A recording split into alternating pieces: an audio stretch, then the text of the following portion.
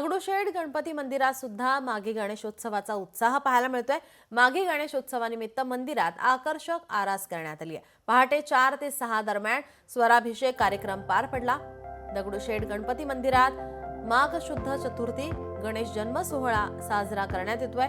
या निमित्त मंदिराला आकर्षक आरास आणि विद्युत रोषणाई करण्यात आलेली आहे। पहाटे 3 वाजल्यापासून ब्रह्मस्पदी सुक्त अभिषेक करण्यात आलेला आहे, तर पहाटे 4 ते 6 या वेळेमध्ये स्वराभिषेक कार्यक्रम झाला आहे।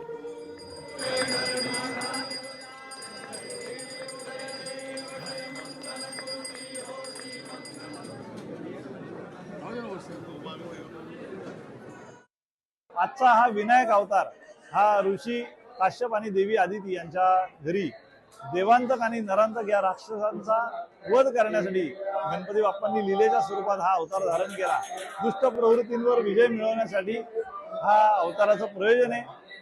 या निमित्ताने आपण हा विनायक अवतार गणेश जन्म साजरा करत असतो। प्रसन्न वातावरण होतं, जो तुम्ही बघू शकता की इतके भाविक आणि हे सगळे इतके उदंड ऊर्जा घेऊन इथे येत आहेत। तशी आमची पण ऊर्जा इथे थोडीशी आम्ही लावू शकलो।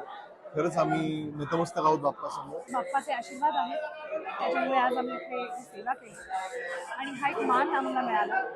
त्याच्याविषयी सगळ्या श्रीमंत दगडूशेठ हलवाईच्या आयोजकांचा मी मनापासून आभार मानते। लोकशाही मराठी ऐका, पहा, जागरूक रहा।